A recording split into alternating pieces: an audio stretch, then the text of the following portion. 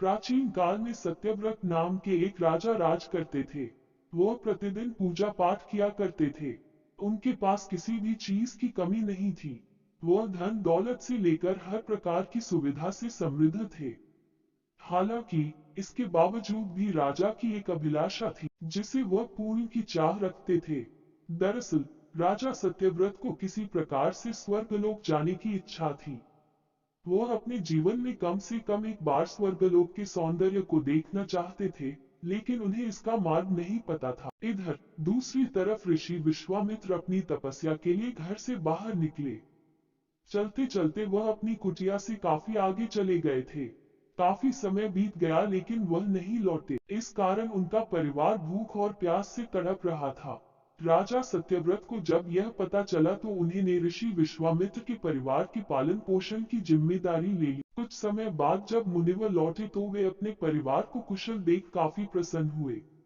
उन्होंने पूछा कि उनकी अनुपस्थिति में किसने उनकी देखभाल की। इस पर ऋषि के परिवार वालों ने बताया कि राजा ने उनके पालन पोषण की जिम्मेदारी उठाई थी। यह सुनकर ऋषि विश्वामित्र तुरंत राजमहल पहुंचे और राजा से मुलाकात की। वहां पहुंचकर उन्होंने सबसे पहले महाराज को धन्यवाद कहा। इस पर राजा ने ऋषि अपनी इच्छा पूर्ण होने का आशीर्वाद मांगा। राजा की बात सुनकर ऋषि विश्वामित्र ने कहा, बोलिए महाराज, आपको क्या वरदान चाहिए। तब महाराज ने कहा, हे मुनि, मुझे एक बार स्वर्गलोक के दर्शन करने हैं। कृपया करके मुझे वहां जाने का वरदान दे। राजा की प्रार्थना सुनकर ऋषि विश्वामित्र ने एक ऐसा रास्ता बनाया जो स्वर्गलोक की ओर जाता था। यह देख राजा सत्यव्रत बहुत खुश हुए। वह तुरंत उस रास्ते पर चल पड़े और स्वर्गलोक पहुंच गए। यहाँ पहुंचते ही इंद्रदेव ने उन्हें नीचे धक्का दे दिया, जिसके कारण वो सीधे धरती पर जा गिरे।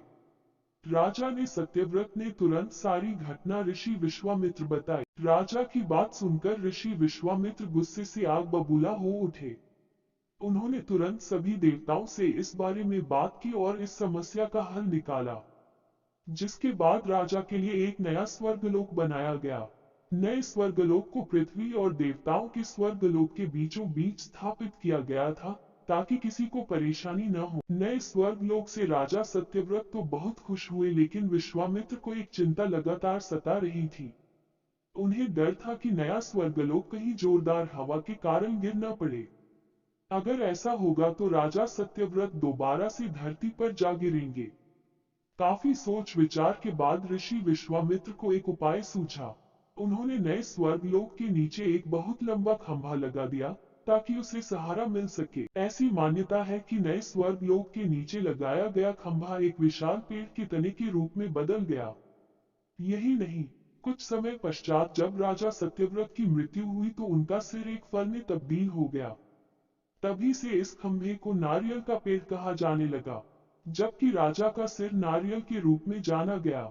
यही कारण है कि नारियल का पेड़ इतना लंबा होता है। कहानी से सीख। इस कहानी से हमें यह सीख मिलती है कि अगर सच्चे मन से किसी की मदद करें तो हमारी हर ख्वाहिश पूरी हो सकती है।